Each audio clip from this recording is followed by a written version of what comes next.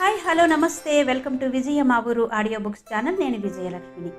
Friends, కథా స్రవంతిలో ఈరోజు మీకు వినిపిస్తున్న కథ జీవన మాధుర్యం, శ్రీమతి కేవి సుమలత గారి కథ.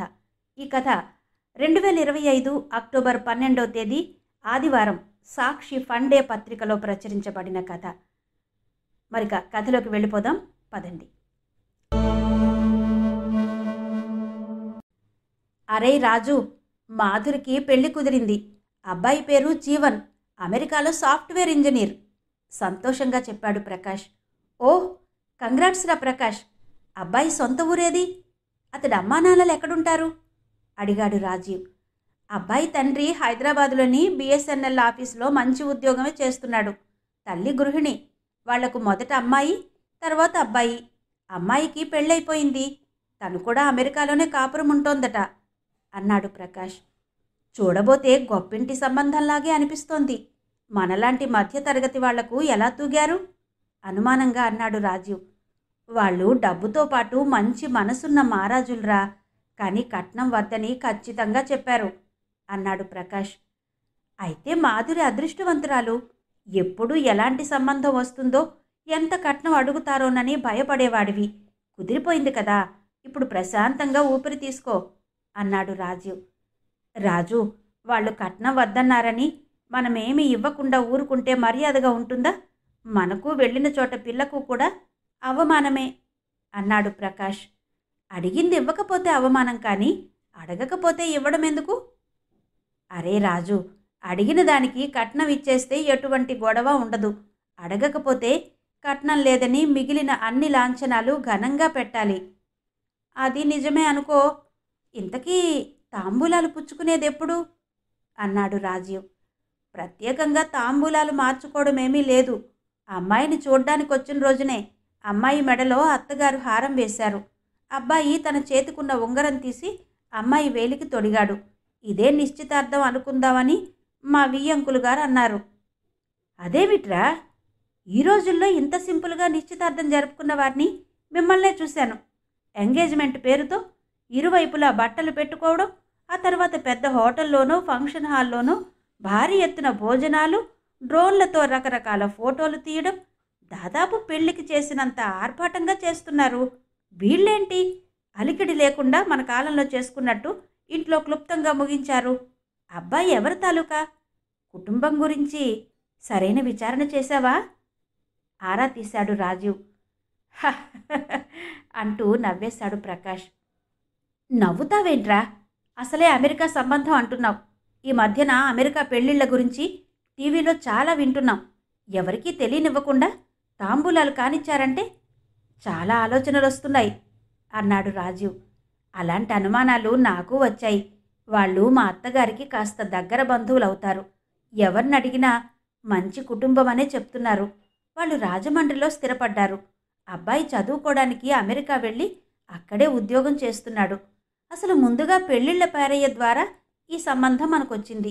వాళ్లకు ఫోటోల్లో మన అమ్మాయి నచ్చిందని చెప్పడంతో విషయం మనదాకా వచ్చింది. తీగలాగితే డొంకంతా కదిలినట్టు చుట్టరికం బయటకొచ్చింది. అబ్బాయి వీడియో కాల్లో అమ్మాయిని చూసి మాట్లాడి తన అంగీకారం తెలిపాడు. తర్వాత ఇరుపక్షాల మాటలు జరిగాయి. అంతా సరే అనుకున్నాక పెళ్లికి సిద్ధపడ్డాం అన్నాడు ప్రకాష్. తెలిసిన వాళ్లేనా? అయితే ఇంకా కంగారు పడ్డానికేముంది. ఇంతకీ పెళ్ళెప్పుడు అన్నాడు రాజీవ్. అబ్బాయి పెళ్ళయ్యాక అమ్మాయిని కూడా తీసుకెళ్లాలంటే వీసా ప్రక్రియ కోసం పెళ్లి తొందరగా చెయ్యాలని వియ్యంకుడు జగదీష్ చెప్పాడు. పెళ్లి మరో 15 రోజుల్లో. అయితే పెళ్లి పనుల కోసం నువ్వు రేసుగుర్రంలాగా పరుగులు తీయాలి నవ్వుతూ అన్నాడు రాజీవ్. అవునరా, డబ్బున్న వాళ్లతో వ్యవహారం కదా, ఎలా చేస్తానో అని కంగారుగా అనిపిస్తుంది. నువ్వు మాత్రం అమ్మాయి అత్తారింటికి వెళ్లేదాకా తోడుండాలి. అది ప్రత్యేకంగా నువ్వు చెప్పాలా అన్నాడు రాజీవ్. ప్రకాష్ చిన్న వ్యాపారస్తుడు, రమ అతడి భార్య. వారికిద్దరి పిల్లలు. మాధురి పెద్దది. బీటెక్ పూర్తి చేసి ఊర్లో చిన్న చిన్న ప్రైవేట్ స్కూల్లో టీచర్గా ఉద్యోగం చేస్తోంది. తర్వాత మహేష్ బీటెక్ 3వ సంవత్సరం చదువుతున్నాడు. ప్రకాష్ సంపాదనతో ఉండడానికి సొంత ఇల్లు కట్టుకున్నాడు. అంతకు మించి అతడికి ఎటువంటి స్థిరాస్తులు లేవు. కూతురికి తన స్తోమతికి తగిన సంబంధాలు చూడమని పెళ్లిళ్ల పేరయ్యకు చెప్పాడు. ఆయన వీళ్ళు కట్నం వద్దంటున్నారు, అమ్మాయి గుణగణాలు బాగుంటే చాలంటున్నారని ఈ సంబంధం తీసుకొచ్చాడు. తీరా చూస్తే అది దగ్గరి సంబంధం కావడంతో ప్రకాష్ చాలా సంతోషించాడు. దానికి తోడు బంధువులందరూ కూతురికి గొప్ప సంబంధం వచ్చిందని అతడి అదృష్టాన్ని పొగుడుతుంటే మరింత ఉబ్బి తబ్బిబ్బవుతున్నాడు. రమ, మన ఇల్లు తాకట్టు పెట్టాలనుకుంటున్నాను అన్నాడు ప్రకాష్. రమ తుళ్ళిపడింది. అదేంటండి, ఎందుకలా? మన అమ్మాయి పెళ్లి కోసం కొంత డబ్బు పక్కన పెట్టాం కదా, ఇప్పుడు ఇల్లు తాకట్టు పెట్టవలసిన అవసరం ఏమొచ్చింది? ఆశ్చర్యంగా ప్రశ్నించింది రమ. పిచ్చిదానా, అప్పుడు మనం దాచిన డబ్బు మనబోటి సంబంధం కోసం. ఇప్పుడు మన తాహతుకు మించిన గొప్పవారి సంబంధం కుదిరింది. మరి వారికి నచ్చేలా అన్ని ఏర్పాట్లు చెయ్యాలంటే డబ్బు ఎక్కువ కావాలిగా ప్రశ్నించాడు ప్రకాష్. ప్రకాష్ చేతిలో డబ్బు లేక తగ్గి ఉంటాడు గాని సహజంగా దుబారా మనిషే. రమ ఎంత నచ్చ చెప్పాలని చూసినా అతడు వినలేదు. ఇంటి దస్తావేజులు తాకట్టు పెట్టి డబ్బు తెచ్చాడు. ముందు వెనక చూడకుండా ధారాళంగా ఖర్చు పెడుతున్నాడు. తండ్రి అలా డబ్బులు గుమ్మరిస్తుంటే పిల్లలకి చిత్రంగా అనిపిస్తోంది. మహేష్ అదంతా చూసి సంబరపడినా మాధురి మాత్రం తల్లి దగ్గర నుండి విషయం రాబట్టింది. తండ్రి చేస్తున్న అప్పు చూసి ఆమె మనసు తల్లడిల్లింది. పెళ్లి బట్టలకు నగలకు తాహతుకు మించి కొంటుంటే భవిష్యత్తు తలుచుకుని ఆమె కళ్లల్లో నీళ్లు తిరిగాయి. ఒకరోజు ప్రకాష్ పిల్లలను భార్యను దగ్గరకు పిలిచాడు. మధు, మహేష్, మీకు తెలిసిన కొత్త రకం వంటకాల పేర్లు చెప్పండి. మీకు తెలియకపోతే మీ స్నేహితులనైనా అడిగి తెలుసుకోండి. పెళ్లిలో మనం పెట్టే భోజనాలు చూసి మగ పెళ్లివారు అబ్బో భలే ఉన్నాయే అంటూ నోరు తెరవాలి అన్నాడు ప్రకాష్. డాడీ, నేను చెప్తాను. మొన్న మా ఫ్రెండ్ అక్క పెళ్లిలో కోవా వెరైటీస్ కొత్త రకానివి పెట్టారు. పనీర్ జిలేబీ, కోవా కజ్జికాయలు వేడివేడిగా వేసిస్తుంటే మేమంతా బోలెడన్ని తినేసాం అన్నాడు మహేష్. డాడీ, తమ్ముడు అలాగే చెప్తాడు కానీ వంట వాళ్ళని అడిగితే కొత్తగా చేస్తున్న వంటకాలు చెప్తారు. ఎక్కువ రకాల అవసరం లేదు, రుచికరమైనవి కొన్ని చేయిస్తే సరిపోతుంది అంది మాధురి. మధు సరిగ్గా చెప్పింది. మీరు అనవసరమైన ఆర్భాటాలకు పోకండి అంది రమ. మనం కట్నం ఇవ్వడం లేదు, భోజనాలైనా మంచిగా పెట్టకపోతే ఎలా అన్నాడు ప్రకాష్. ముందు మనం మధు పెళ్లికి అనుకున్న దానికన్నా ఎక్కువే ఖర్చు పెడుతున్నారు. పెళ్ళవగానే సరికాదు, తరువాతే ఎక్కువ అవసరాలుంటాయి. ఇలా అయితే తరువాత ఇబ్బంది పడతాం అంది రమ. ప్రకాష్కి ఆ మాటలు రుచించలేదు. స్నేహితుణ్ణి సంప్రదించాడు. మధ్యతరగతి వాళ్ళం, చూసుకుని ఖర్చు పెట్టకపోతే పెద్ద దెబ్బ తగులుతుంది. వాళ్ళు అడక్కపోయినా బంగారం బట్టలు అంటూ చాలా డబ్బులు గుమ్మరిస్తున్నావు. చెల్లెమ్మ చెప్పినట్టు విను అన్నాడు రాజీవ్. ప్రకాష్ అతడి మాటలు కూడా పెడచెవిన పెట్టాడు. వంట వాళ్లతో తనే స్వయంగా మాట్లాడి భారీ ఎత్తులో మెనూ తయారు చేశాడు. పెళ్లి రోజు దగ్గరకొచ్చింది. పెద్ద కళ్యాణ మండపం, దానికి అలంకరణ బ్రహ్మాండంగా చేయించారు. భోజనాలకు ముందు అల్పాహారంలో పానీపూరి, బజ్జీ మసాలా, సమోసా చాట్, చిన్న పునుగు, వెజ్ కట్లెట్, పన్నీర్ టిక్కా, పావు భాజీ, చిన్న పిజ్జా, బఠానీ చాట్, పెసర దోశ ఏర్పాటు చేశాడు. వచ్చిన జనం అక్కడ కిక్కిరిసిపోయి ఉన్నారు. ఎన్నో రకాల పదార్థాలు నోరిరుస్తూ కనిపిస్తుంటే, అందులోనూ ఉచితంగా ఆకర్షిస్తుంటే ఆపడం ఎవరితరం? ఒక్కో స్టాల్ దగ్గర ఆగడం, అక్కడ ఉన్న వంటకం పెట్టించుకోవడం, కొంచెం రుచి చూడడం, అది పారేసి మళ్ళీ మరో దానికోసం వెళ్ళడం, అక్కడ మరో ప్లేట్ తీసుకుని అది వేయించుకోవడం, అది కొంచెం తినగానే మరో కొత్త వంటకం కనిపించగానే చేతిలో ఉన్నది పూర్తిగా తినకుండానే చెత్త డబ్బాలో పడేసి అక్కడకు వెళ్ళి మరో ప్లేట్ అందుకోవడంలో జనం బిజీ అయ్యారు. అల్పాహారాలు తినడంతో సగానికి పైగా పొట్టలు నిండిపోయాయి. తర్వాత అందరూ కాసేపు లోపలికి వెళ్ళి పెళ్లి చూస్తూ కూర్చున్నారు. కాసేపటి తర్వాత మళ్ళీ భోజనాల దగ్గరకు వచ్చారు. అక్కడ సుమారు 10 రకాల స్వీట్లు, 20 రకాల వంటకాలు, 10 రకాల డెజర్ట్స్ ఉన్నాయి. అన్ని వంటకాలు వేడిగా ఉండేందుకు అన్నిటి కింద చిన్న స్టవ్లు కూడా ఉన్నాయి. నోరూరించే ఎన్నో రకాల పదార్థాలను చూసి అన్నీ రుచి చూడాలనే ఆతృతతో అన్నీ వేయించుకుని పొట్టలో పట్టకపోవడంతో తినకుండానే వృధాగా చెత్త డబ్బాలో పారేస్తున్నారు. మనిషి తన నోటితో తను ఇక చాలని చెప్పగలిగేది ఆహారం విషయంలో మాత్రమే. ప్రకాష్ దంపతులు పెళ్లికి వచ్చిన అతిథులను పలకరించి వేదిక మీద కూర్చున్నారు. వేదమంత్రాల సాక్షిగా మంగళ వాయిద్యాల నడుమ బంధుమిత్రుల సమక్షంలో మాధురి, జీవన్ల పెళ్లి జరిగింది. తరువాత నూతన వధూవరులు, అమ్మాయి తల్లిదండ్రులు, అబ్బాయి తల్లిదండ్రులు భోజనాలు చేయడానికి భోజనశాల వైపుకు వెళ్తున్నారు. వారి వెనక రాజీవ్ కూడా నడుస్తున్నాడు. భోజనశాలలో 2 విభాగాలున్నాయి. ఒకటి బంతి భోజనాలు, మరొకటి బఫే భోజనాలు.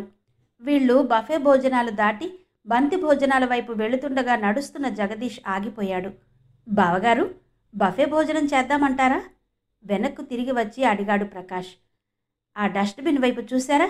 అందులో ప్లేట్స్లో తినకుండా పారేసిన స్వీట్లు, హాట్లు, ఇతర ఆహార పదార్థాలు చూడండి.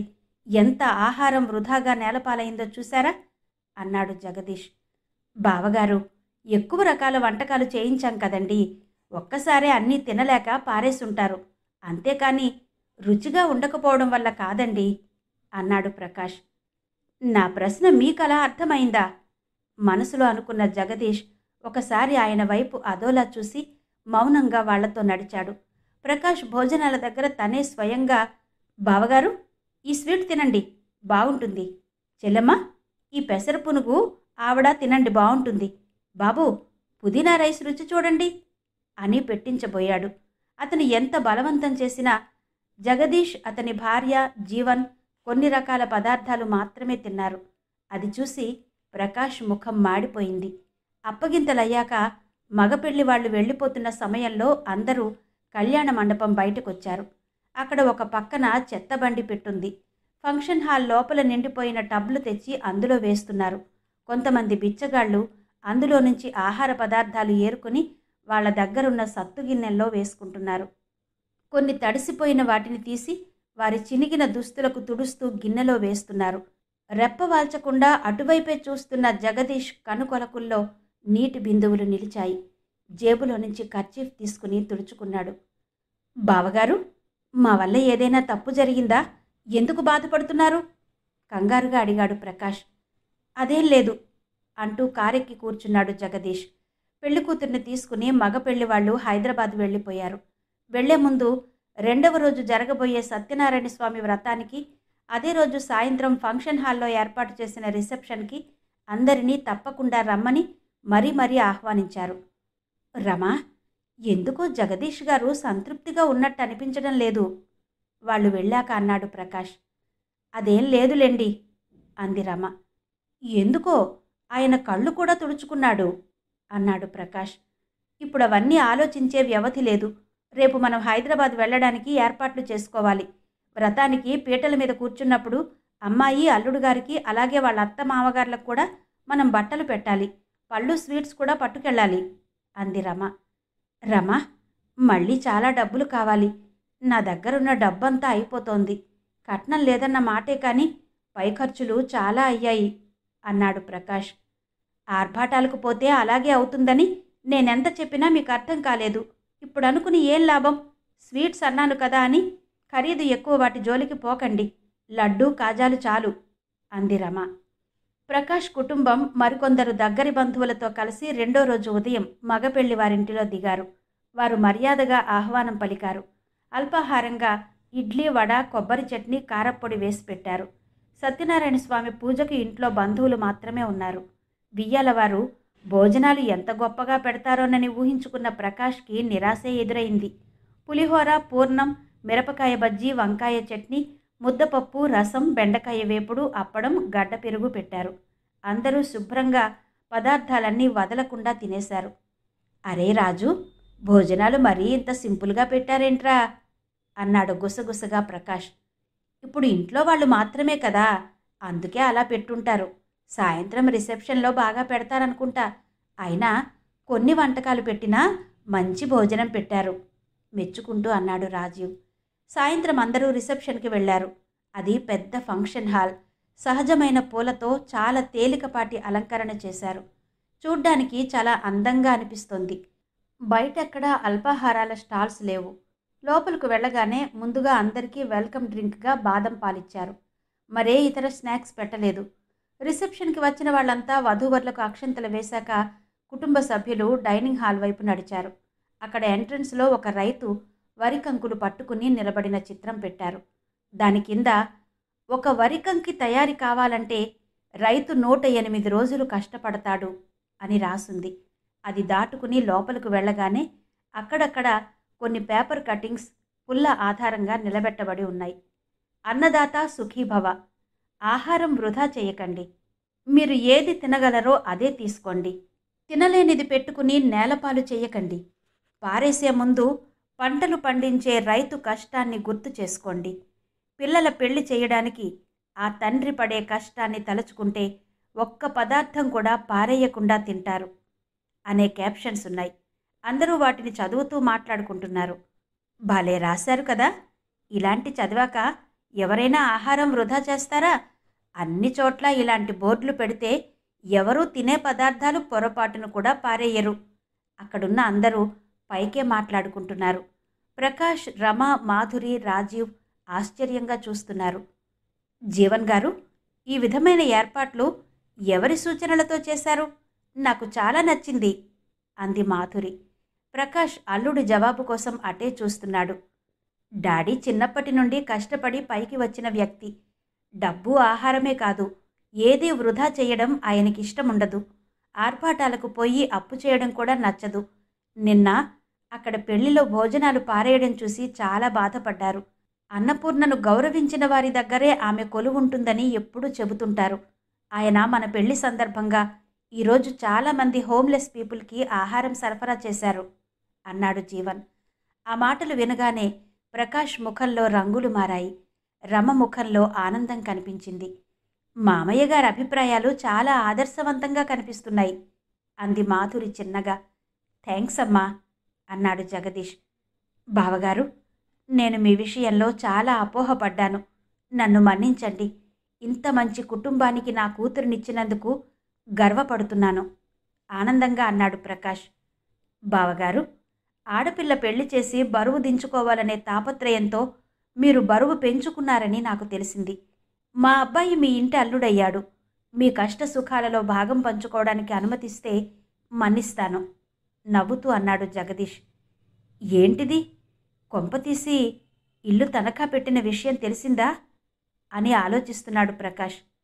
బావగారు, మీరంతగా ఆలోచించకండి. ఏ ఆడపిల్లకైనా పుట్టింట్లో ఇబ్బందులు లేకుండా ఉంటేనే తన అత్తింట్లో సంతోషంగా ఉండగలుగుతుంది. మా కోడలి సంతోషం మాకు కావాలి. ఇక నుండి మన 2 కుటుంబాలు ఒకటే అన్నాడు జగదీష్. ఒరే ప్రకాష్, జీవన్, మాధురి పెళ్లిలో నాకు జీవన మాధుర్యం అంటే ఏంటో తెలిసిందిరా అన్నాడు రాజీవ్. ఆ మాటలకు పెళ్లివారింట్లో అందరి నవ్వులు చిచ్చుబుడ్డిల్లా వెలుగుల పూలు జిమ్మాయి. అదండి జీవన మాధుర్యం, శ్రీమతి కెవి సుమలత గారి కథ విన్నారు కదా. మరి కథ మీద, ఆడియో మీద మీ అభిప్రాయాలు కమెంట్ సెక్షన్లో తప్పకుండా తెలియజేస్తారు కదూ. మరో చక్కటి కథతో మళ్ళీ రేపు మీ ముందుంటాను. అంతవరకు సెలవు. నమస్తే.